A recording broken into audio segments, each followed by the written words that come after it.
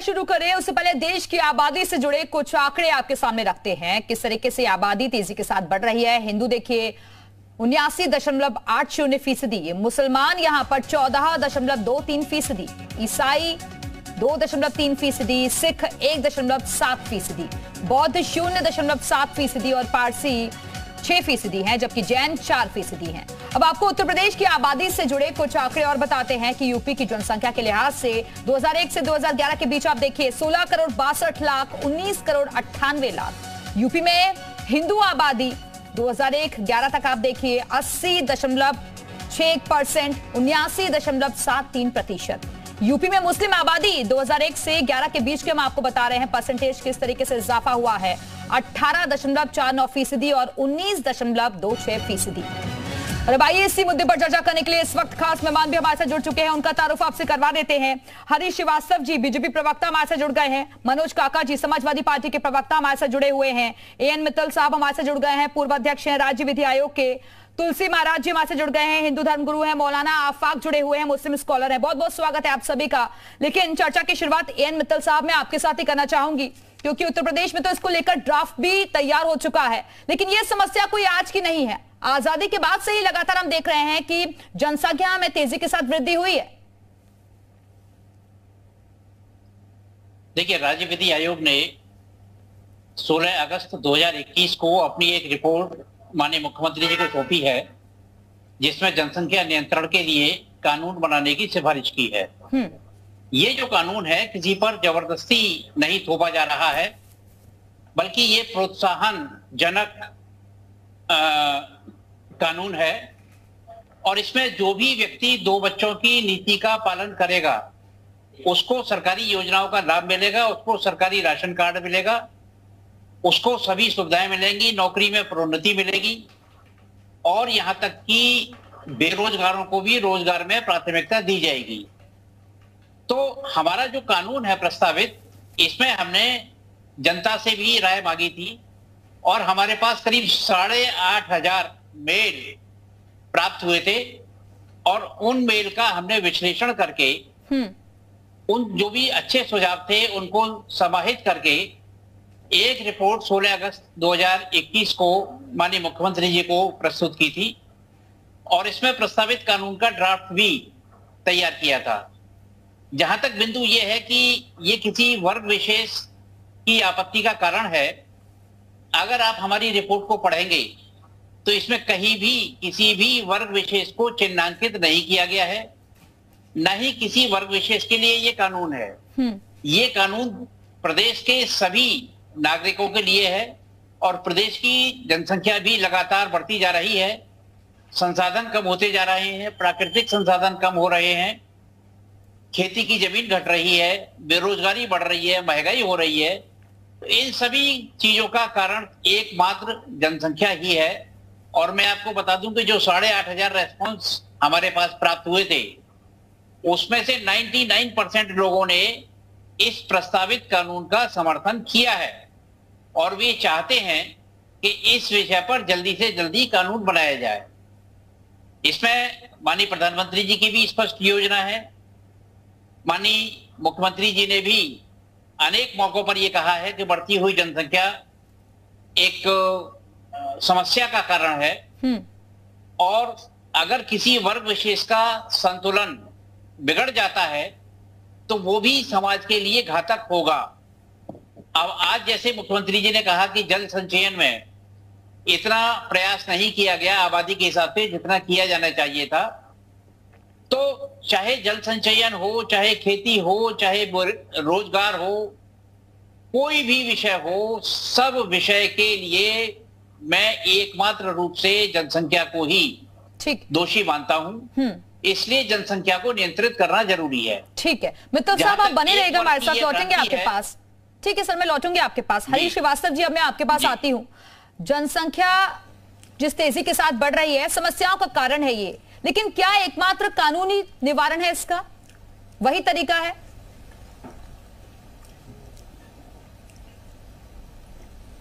निश्चित रूप से आप देखिए कि जनसंख्या को लेकर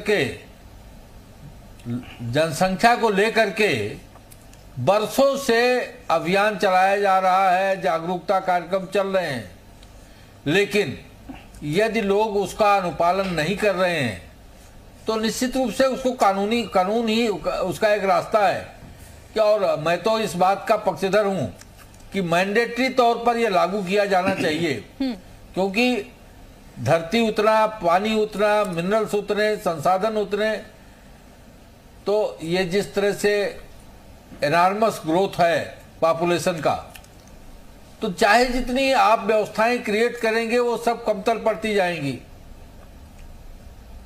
और इसके लिए जरूरी है कि यदि लोगों में जागरूकता नहीं है कि स्वयं जनसंख्या नियंत्रण जैसे जो महत्वपूर्ण विषय है उस पर स्वयं अनुशासन कर सकें, स्वयं उसको अनुपालन कर सकें, तो इसके लिए निश्चित रूप से कानून लाना नितांत आवश्यक है। और सभी जो प्रदेश के नागरिक हैं, देश के नागरिक हैं, उनके लिए मैंडेटरी तौर पर यह होना नितांत आवश्यक है, अन्यथा ये जो असंतुलन बढ़ रहा है ये बढ़ता ही जाएगा। ठीक है, मनोज काका जी आपका रिएक्शन इस पर, क्योंकि वो कह रहे हैं कि समस्याओं में तो तेजी से इजाफा होगा ही, भाई संसाधन भी तो सीमित है ना, अगर जनसंख्या बढ़ती जाएगी तो हम कैसे निवारण करेंगे फिर, और लोगों में इतनी जागरूकता भी नहीं है, तो उसके लिए कानून लाना जरूरी है। समर्थन करेंगे आप?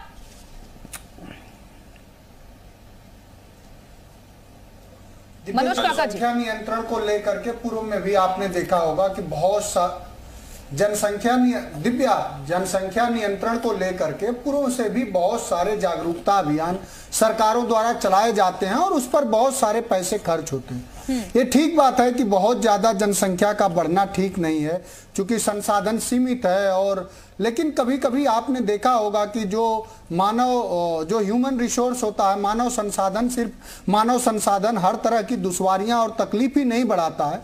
जबकि आप दुनिया के और सारे देशों का अध्ययन करेंगे तो जो कभी कभी मानव संसाधन हमारे ताकत भी होती है। मानव संसाधन का अगर आप सही ढंग से, अगर बेहतर तरीके से इस्तेमाल करें, अगर उन्हें रोजगार उपलब्ध कराएं, उन्हें बढ़िया चिकित्सा सुविधा उपलब्ध कराएं, उन्हें शैक्षणिक माहौल उपलब्ध कराएं, लेकिन दुर्भाग्यपूर्ण है कि सरकार इन सब बुनियादी मुद्दों, अब यहाँ 14,850 करोड़ रुपए का बनने वाला एक्सप्रेसवे 14 दिन भी नहीं चलता है। दिव्या, आप देख ही रही होंगी, जब आप बुनियादी सवाल निष्पक्ष और निर्भीकता के आधार पर आप सवाल योजनाओं से वंचित हो रहे हैं परिवार, आप सवाल खड़े करेंगी तो आप पर मुकदमे हो सकते हैं।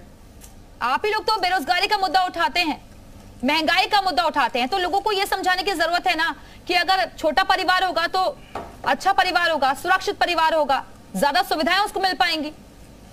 इसमें कौन सी गलत बात है? दिव्या, ये जो आप बात कह रहे हैं, मैं कह रहा हूं दिव्या कि आपको थोड़ा तथ्यों का अध्ययन भी जरूर करना चाहिए।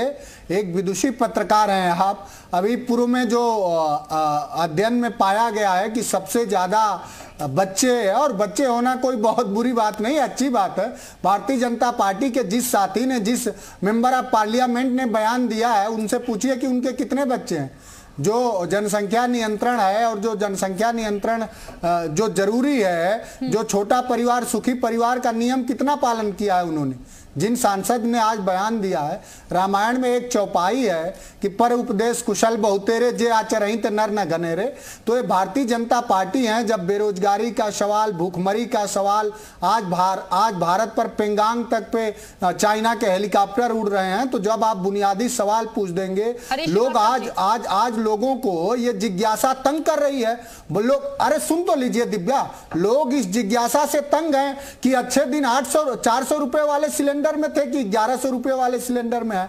लोग इस जिज्ञासा से मरे जा रहे हैं कि जब डीजल पेट्रोल 50 रुपया 60 रुपया लीटर था तब अच्छा दिन था, या 100 रुपया के पार है तब अच्छा दिन है। लोग ये सोच नहीं पा रहे हैं। दिखाई जाते हैं कि वो दिन दूर नहीं जब हम चीन से भी आगे निकल जाएंगे। ये आपको डरावनी तस्वीर नहीं लगती क्या देश के लिए?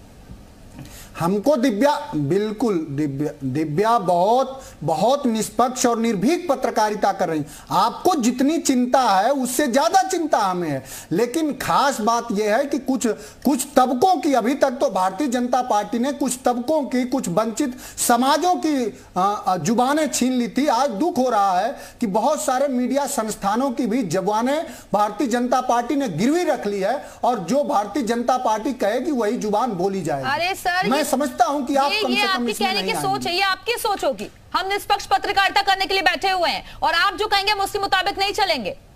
हमें क्या सवाल पूछना है क्या नहीं पूछना है यहाँ वो पे दिख डिपेंड रहा करता है, है। आप आपके नहीं सिखाएंगे व्यवहार में हमें। दिख रहा है।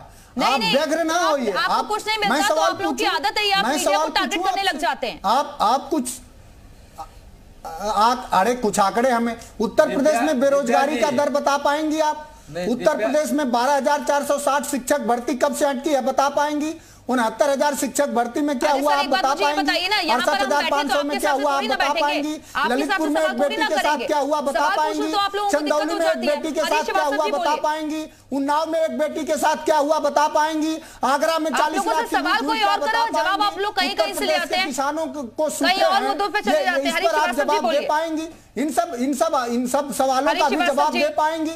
क्या उत्तर प्रदेश का एक दलित मंत्री नहीं कहा कि उसकी इसलिए नहीं सुनी जाती हरीश कि वो श्रीवास्तव जी, दलित आवाज समाज मिल रही से है आप तक? दलितों पिछड़ों का क्या हक है? उनको बैलों की तरह और जानवरों की तरह कुछ सामंती लोग सरकार में घुस करके केवल श्रीवास्तव हाँक जी, रहे क्या हैं। आपको आवाज इन मिल सब रही है? विषयों पे आप सवाल खड़े कर पाएंगी? आप एक सवाल करके दिखाइए मनोज काका जी, कि हो उत्तर गया प्रदेश आपका। के युवाओं ठीक को है। रोजगार कब मिलेगा? मनोज काका जी, लैपटॉप प्लीज। कब बटेगा? प्लीज उत्तर आप प्रदेश की कॉन्टिन्यूशन में सड़कें बोलते अच्छी जाएंगे कब तो दूसरों होंगी? को मौका नहीं मिलेगा। बारी बारी से प्लीज। इसको देखिए, राजनीतिक समाजवादी मंच मत पार्टी- बनाइए, समाजवादी श्रीवास्तव जी मुद्दे बोलिए। पर आइए, मुद्दे पर बहस सत्ता करिए। छीनने से जनता ने सत्ता इनसे छीन ली, उसके बाद समाजवादी पार्टी के हरीश नेता और भैया, प्रवक्ता हरीश भैया, समाजवादी आपको सत्ता पार्टी मिली और है उसके इसकी नेता बधाई, और प्रवक्ता लेकिन बुनियादी सवालों से भी भाग समाजवादी पार्टी के जाएंगे। नेता और आपको प्रवक्ता सत्ता मिली है इसकी इतनी मैं बधाई व्यग्रता में शुभकामना है, दे रहा हूँ, इतना लेकिन आप frustration बुनियादी में है सवालों से भी कि भाग ये रहे हैं। इनका frustration आप बुनियादी जो सवालों से बुनियादी भाग सवाल रहे है, हैं। आप उस पे बात करने के बजाय आप बताइए ना, इनका फ्रस्ट्रेशन ये है कि आप बताइए ना कि 2017 में, 2019 में, 2022 में अरे मैं जिस कह रहा हूं तरह कि से आपको लोगों को हरीश जनता भैया, जनार्दन को भ्रमित हरीश करने भाई, के आपको सब सवाल ये तरह खड़े के जीत करते को थे। इनकी बधाई आज शुभकामना भी मंगल उसी- कामना, उसी राह में आप बोल जीत रहे हैं, आपको बधाइयां, लेकिन क्या आप इस लोकतंत्र को लोकतंत्र रहने देंगे या तानाशाही में तब्दील कर देंगे? निश्चित रूप से आप तानाशाही में तब्दील कर दिए हैं। मनोज काका जी, लेकिन आज का टॉपिक ही वो नहीं है। आप महंगाई बेरोजगारी पर तो बहुत सारी डिबेट्स हो चुकी है। आज आप मुद्दे पर आइए ना, उस पर बात करते हैं। सूखा पर, किसानों की हालात पर, बहन बेटियों के साथ हो रहे जनसंख्या पर भी आप बात करेंगे? आपके पास कुछ सुझाव हो तो दीजिए ना हरीश श्रीवास्तव को भी। बढ़ती जनसंख्या पर कैसे नियंत्रण होगा, कैसे लगाम लगेगी? अगर आपके पास कुछ सॉल्यूशन है, कुछ तरीके हैं तो जरा बताइए ना, टिप्स दे दीजिए यहाँ से। ये समाजवादी पार्टी का से 6 जो तौर किलोमीटर दूरी तरीका पर है, खनन करा रहा है, उस पर कोई कार्रवाई नहीं हो रही करने है। वाले लोग हैं। आप इनकी इसी बुनियादी अराजकता के सवालों कारण, पर इसी अराजक बुनियादी स्वभाव सवालों पे कारण बात इनके करेंगे कि नहीं? जनता ने PWD में किया। कितनी लूट हुई, लेकिन आज स्वास्थ्य भी विभाग में कितनी लूट समाजवादी हुई, सिंचाई पार्टी और विभाग में उनके प्रवक्ता इस बात को कतई मनोज काका जी, मेरा समझते सीधा सवाल आपसे ये था कि आप सपोर्ट करेंगे नहीं करेंगे, पूरे करेंगे देश का क्या समर्थन? नुकसान हुआ लूट की भी और बात अपनी करिए। पार्टी के क्या उत्तर नुकसान प्रदेश कर रहे आप हैं? पता नहीं कहाँ गोलमोल जवाब देकर कहाँ घुमा दिया आपने। प्राइमरी में पढ़ने वाले नौनिहालों को ठीक है, कब मिलेगा? मैं लौटूंगी आप लोगों के पास। मौलाना आफाक, अब मैं आपके पास आती हूँ। क्या बढ़ती आबादी के लिए सिर्फ मुसलमान ही जिम्मेदार है?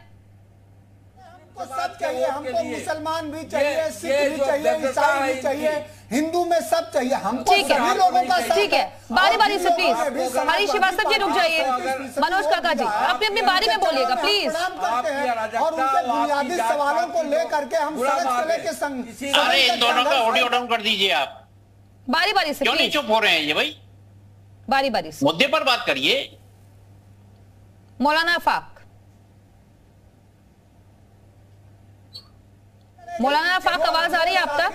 सरकार बनाए, आज उनके जो साथ समाजवादी लड़ना होगा, पार्टी उनकी भी लड़ाई की लड़ेंगे। जो व्यग्रता मौलाना और आफाक, क्या आप frustration सुन पा रहे हैं? है, उसका कारण उसकी अराजकता है। सवालों से भाग रहे हैं। वो जो असली मुद्दे हैं, सवालों से भाग असली रहे हैं। मुद्दे से भागते हैं। ठीक है, लगता है आवाज उन तक नहीं पहुंच पा रही है मित्तल साहब, लेकिन ये जो समस्या हम देख रहे हैं, इस पर सिर्फ और सिर्फ राजनीति अभी तक होती आ रही है। समाधान कैसे होगा, ये किसी के पास नहीं है सॉल्यूशन। देखिए, यही इस देश का दुर्भाग्य है कि हर बिंदु पर राजनीति करनी जाती है। चाहे वो सीएए का कानून हो, चाहे वो किसान बिल हो, चाहे और भी कोई मुद्दा हो, तो गंभीरता से राष्ट्र के पक्ष में, राष्ट्र के नेतृत्व में सोचिए और ऐसी कोई व्यवस्था करिए कि हम आगे आने वाली पीढ़ी को कम से कम शुद्ध हवा, शुद्ध पानी दे सकें। जब तक इस समस्या का निवारण नहीं होगा, तब तक जनसंख्या को नियंत्रित अगर नहीं किया जाएगा तो ये समस्याएं निदान नहीं होंगी। आप ये देखिए, हमारे संसाधन सीमित हैं। अच्छा, एक मुद्दा ये उठाया जाता है कि साहब कानून क्यों जरूरी है। मैं आपको ये बताना चाहता हूं, आज आप हेलमेट लगाने का कानून हटा दीजिए, आज आप सीट बेल्ट का कानून हटा दीजिए, आज आप तेज रफ्तार से गाड़ी चलाने का कानून हटा दीजिए, तो कितने लोग पालन करेंगे। ठीक है, जागरूकता होनी चाहिए, जागरूकता फैलानी चाहिए, शिक्षा का भी प्रसार प्रसार होना चाहिए, परंतु जब तक इस बारे में प्रोत्साहन जनक नीतियां नहीं बनाई जाएंगी, आप दीजिए, उन्हीं लोगों को प्रोत्साहन दीजिए जिन लोगों ने एक बच्चा या दो बच्चे की नीति का पालन किया है। हमने अपने प्रारूप में जो ड्राफ्ट हमने दिया है जी, उसमें इस बात का भी ध्यान रखा है कि अगर किसी के जुड़वा बच्चे हो जाते हैं तो वो जुड़वा बच्चे भी एक बच्चे की श्रेणी में आएंगे। हमने इस बात का भी ध्यान रखा है कि अगर कोई बच्चा विकलांग है, शारीरिक रूप से या मानसिक रूप से विकलांग है, तो उस बच्चे की गणना परिवार के सदस्यों में नहीं की जाएगी। मित्तल साहब, मैं लौटूंगी आपके पास। मौलाना हमने तलाक के बारे में भी ठीक है सर, एक एक रिएक्शन पहले ले लेते हैं, बाकी मेहमानों से भी एक एक रिएक्शन ले लेते हैं। मैं लौटूंगी आपके पास। बच्चा जिसके पास होगा उसी का गिना जाएगा। ठीक है मौलाना आफाक, आवाज आ रही हो अगर आप तक, तो मेरा सवाल आपसे ये है कि क्या ये बढ़ती जनसंख्या के लिए सिर्फ एक वर्ग ही जिम्मेदार है, मुसलमान ही जिम्मेदार हैं? और अगर ऐसा नहीं है तो फिर कौन यहाँ ऐसा है जो डराने की कोशिश कर रहा है मुस्लिम्स को? अरे मुसलमान कैसे जिम्मेदार है? 100 करोड़ की आबादी तो हिंदू भाई अपनी बताते हैं, मुसलमान की आबादी 18 से 20% है। और अभी आपकी स्क्रीन पर सिर्फ मुसलमानों को दिखाया जा रहा है नमाज पढ़ते हुए, चलते हुए। अरे वो कुंभ का मेला दिखाइए, बड़े बड़े मेले दिखाइए और रैलियां दिखाइए। हम सबको दिखा रहे हैं, ये जो आंकड़े में दिखाए हैं उसमें हिंदू के भी आंकड़े हैं, मुसलमानों के भी आंकड़े हैं, ईसाई के भी हैं, सिखों के भी हैं, बौद्ध भी है, जैनी भी है। इस तरीके के आरोप मत लगाइए मौलाना आफाक, इस तरीके के आरोप मत लगाइए प्लीज। आबादी आपकी दादा है, परिवार में 100 करोड़ आप बता रहे हैं, 18 से 20 लोग हम बताए जाते हैं। ये आबादी आपकी बढ़ रही है, निशाना आपको बनाया जा रहा है। नागरिकता नहीं है, ये बेईमानी है। नियम कानून तो मानना पड़ेगा चाहिए। इसमें जैसे नमाज का दिखाया जा रहा है, इसमें नहीं, और ये चलने वाला नहीं। कानून सबके लिए आएगा, कानून का पालन सब करेंगे। 24 बच्चे पैदा कीजिए, 24 बच्चे नहीं होते, चलने वाला नहीं है। 24 बच्चे नहीं होते। आप देखिए ना, ठीक है मौलाना आफाक, में लौटूंगी आपके पास, चर्चा आगे भी जारी रहेगी। तमाम खास मेहमान